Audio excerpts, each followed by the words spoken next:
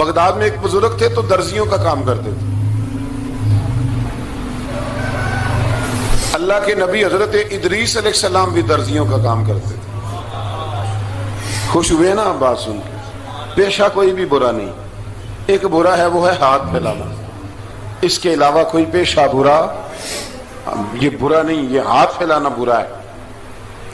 حضرت شیخ محمد بن حسن کہتے ہیں کہ وہ بزرگ جو تھے نا، امام غزالی نے لکھا ہے، وہ درزیوں کا کام کرتے تھے تو اس زمانے میں نا کھوٹا سکہ بھی کبھی کبھی آ جاتا تھا. کھوٹا سکہ پرانے لوگوں کو تو پتا ہوگا، چلو نوجوانوں کو بتا دیتا ہوں. چاندی کے سکے ہوتے تھے تو اوپر سے جب وہ کھس جاتا تھا نا نمبر، تو اس کو کہتے تھے اب کھوٹا ہو گیا. کیوں جی بزرگوں ایسے ہی ہے، وہ کھس جاتا تھا تو کہتے تھے سکہ، تو وہ چلتا نہیں تھا کہیں بھی. تو وہ بابا جی کی دکان مشہور ہو گئی تھی کہ وہاں کھوٹے سکے بھی چل جاتے، لوگ دے آتے تھے کھوٹے سکے.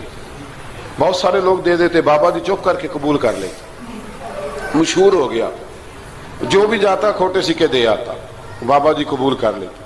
پھر شام کو نا گھوڑے پہ بیٹھ کے جاتے اور دریا میں بہا.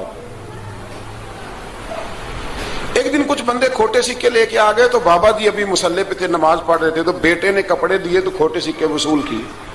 تو وہ کھوٹے سکے دینے والا شخص کھوٹے سکے دے رہا تھا تو وہ بچہ کہنے لگا تم نے بڑی عرصہ بیوقوف بنایا میرے ابا کو، کھوٹے سکے دے لے جاؤ. کہنے لگا تمہیں واقعی نہیں پتا چلتا کھوٹے ہیں؟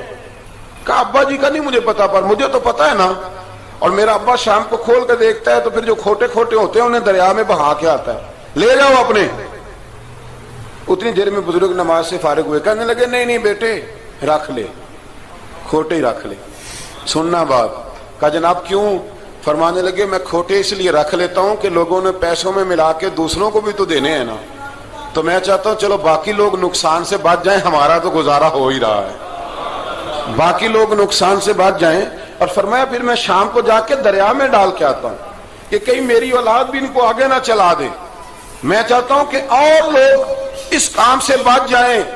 درویش کہتے ہیں کہ جب اس بابے کا آخری وقت آیا نا تو جو اس نے جملہ کہا میرا کلیجہ پھٹ گیا.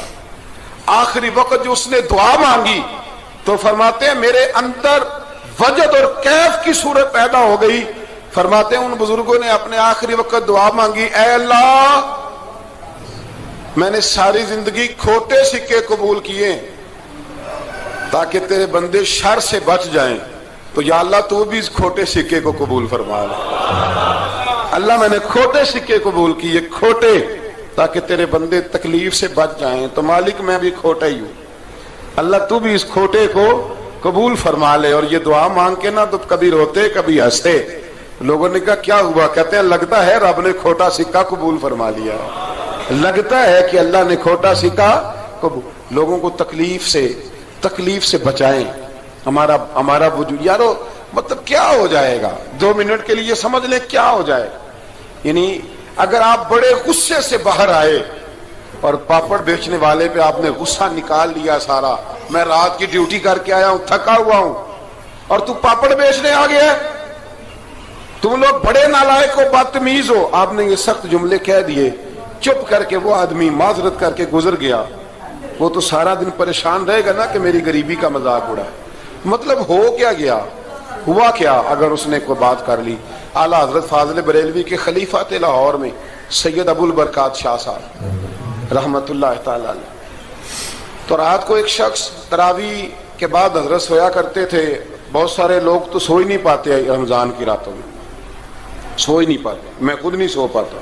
اب تراویح سے اگر آپ 10:30 فارغ ہوئے تو 2 بجے اگر آپ کو دوبارہ اٹھنا ہے تو بیچ میں آپ کو کیا ملے گا؟ اگر آپ نے کچھ پڑھنا پڑھانا ہے، صبح درس دینا ہے، تو پھر تو آپ کے لیے بڑا اور یہ خاصا مشکل کام ہے، یہ خاصا مشکل کام ہے. آپ یقین کریں چند تفسیریں دیکھتے ہیں تو ٹائم بہت زیادہ ہو جاتا ہے. وہ پھر آگے سننے والوں پہ بھی ڈیپینڈ کرتا ہے ان کے مزاج مبارک کس طرح کے. سید صاحب رحمت اللہ علیہ نا عشاء کی نماز کے بعد تراویح پڑھ کے تو کچھ عبادت کی، کچھ مطالعہ کیا، صبح درس دینا تھا تو تھوڑی دیر کے لیے بوڑھے آدمی تھے، تھک گئے تو سو گئے. ایک بندہ نہ کہیں گیا ہوا تھا تو واپس آیا تو اس نے دروازے پہ دستک دی. تو سید صاحب کے بیٹے تھے، بخاری شریف کی شرح لکھی، بڑے عالم تھے، سید محمود رضوی صاحب رحمت اللہ. رضوی صاحب کہتے میں نے دروازہ کھولا، میں نے کہا ہاں جی بولو. کہنے لگا جی میں نے سید صاحب سے ملنا ہے. مفتی اعظم پاکستان تھے وہ، لاہور میں حزب الاناف ادارہ تھا، سید ابو البرکات شاہ. میں نے حضرت صاحب سے ملنا ہے. تو کہا کوئی حکم ہو تو مجھے نہیں, میں نے انہی سے ہی ملنا ہے. یہ بھی بڑا مسئلہ ہوتا ہے, میں نے انہی سے ہی ملنا ہے. چلو ٹھیک ہے جی, انہی سے مل لو. تو کہتے ہیں اتنی دیر میں نا سید صاحب بھی اٹھ کے آ گئے. محمود کون آیا؟ تو اس نے کہا حضور میں آپ کا ایک عقیدت مند ہوں, تو میں کہیں گیا ہوا تھا تو ابھی واپس آیا ہوں, تو مسئلہ نا کئی دفعہ پوچھنا کرتا ہوں تو بھول جاتا ہوں, ذرا بات کی نزاکت کو دیکھنا, بھول جاتا ہوں.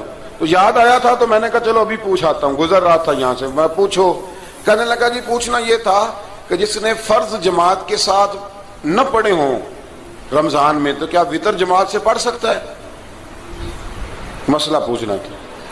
علامہ محمود رضوی صاحب کہتے ہیں مجھے بڑا ہی غصہ آیا. میں نے کہا کہ پتہ نہیں کوئی اس وقت مشکل آ گئی ہے جو رات کو آیا ہے. کسی وقت انسان رات کو طلاق دے بیٹھتا ہے, کوئی ایسی بات ہو جاتی ہے تو عالم کے دروازے پر, یہ تو عام سا مسئلہ ہے, سویرے بھی پوچھ لیتا. اتنی تکلیف دی اس نے, کتنی بڑی اذیت ہے. اور ایسے ہوتا ہے, ہم نہیں احساس کرتے کہ یار تھوڑا سا دیکھ لیں, ماحول کو دیکھ لیں, طبیعت کو دیکھ لیں.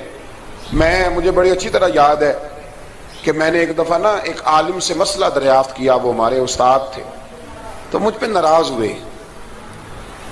میں بڑا پریشان ہوا کہ پوچھی تو میں نے دین کی بات تھی, تو استاد ہی ناراض ہو گئے. استاد واپس آیا تو یہ کہنے لگے تمہیں پتہ ہے میں شوگر کا مریض ہوں. میں بڑی تکلیف میں تھا, اور میں نے نماز کے لیے میں جلدی کیوں اٹھ کے چلا گیا تھا, میں نے ایک روٹی کھانی تھی, مجھے کچھ ہو رہا تھا. تو اب میں اگر تجھے انکار کرتا, دین کی بات تھوڑا دیکھ لیا کرو, مزاج کو سمجھ لیا کرو, تم سمجھتے نہیں, احساس نہیں پیدا کرتے.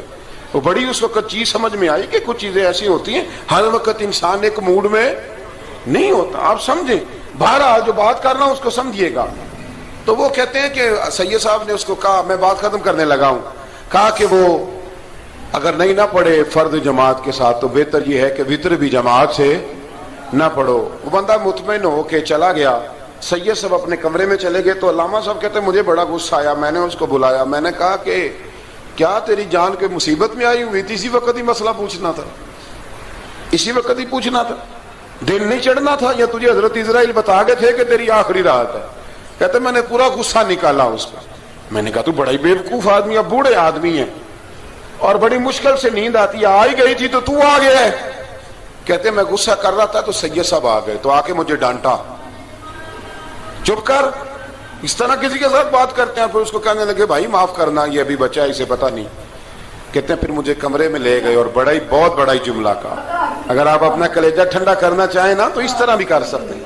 بہت بڑا جملہ کہا. کہنے لگے معبود مسئلہ تو میں نے بتایا, تمہیں کیا تکلیف ہوئی؟ اور پھر فرمانے لگے شکر کرو اللہ کا, اس دور میں بھی کوئی دین کی بات پوچھتا ہے. شکر کرو اللہ کا, اس دور میں بھی کوئی دین کی بات پوچھتا ہے. شکر کرو اللہ کا, کوئی دین کی بات پوچھتا ہے, ورنہ تو لوگ پوچھتے ہی نہیں. تو اگر آپ خوش کرنا چاہیں اپنے آپ, تو آپ سائیکل والے پہ غصہ کرنے کی بجائے یہ بھی تو کہہ سکتے ہیں نا شکر ہے رزق حلال کما رہا ہے, مانگ کے نہیں کھاتا, شکر ہے یہ محنت کر رہا ہے اپنی. تو آپ اپنے ذہن کو اس طرح کا بنائیں, سوچ کو اس طرح کا بنائیں. آج اس جمعے میں ہم نے ارادہ کرنا ہے کہ ہم نے آسانیاں دینے کی کوشش کرنی, ہم نے لوگوں کو تکلیف نہیں دینی, ہم نے کسی کو آزمائش میں مبتلا نہیں کرنا, ہم نے کوئی ایسا کام نہیں کرنا جس کی وجہ سے لوگ سمجھیں کہ یہ آدمی بوجھ بن گیا. کبھی بوجھ نہ بنے. یارو کتنا بدبخت ہے وہ آدمی جس کے مرنے کی لوگ دعا مانگے, اس کے مرنے کی. حضرت عبداللہ ابن مبارک کے پڑوس میں ایک یہودی رہتا تھا, یہودی تھا, یہودی. حضرت عبداللہ ابن مبارک مکان بیچنے لگے. حضرت عبداللہ ابن مبارک کا پڑوسی مکان بیچنے لگا, وہ یہودی. تو کہا تو کہا کتنے کا؟ 2000 دینار کا. 2000 دینار. تو انہوں نے کہا کہ اس گلی میں, اس محلے میں تو 1000 دینار کا مکان ہے, تو تیرا 2 کا کیوں ہے؟ کہنے لگے 1000 میرے مکان کا اور 1000 عبداللہ ابن مبارک کے پڑوسی ہونے کا, اس لیے کہ اتنا شاندار پڑوسی تمہیں کبھی نہیں ملے گا جس کی ہم نے کبھی آواز ہی نہیں سنی. 1000 روپیہ لوں گا ان کے پڑوس میں جگہ دینے کا, 1000.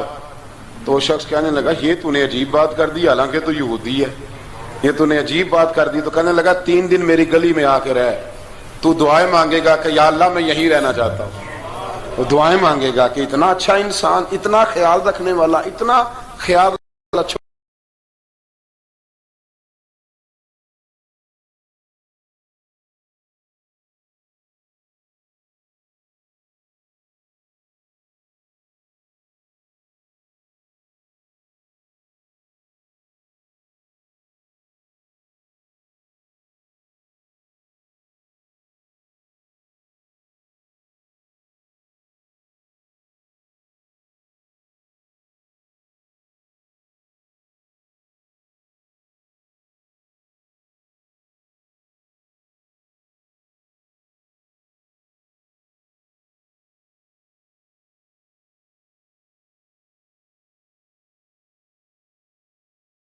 کسی سے پیار کرے.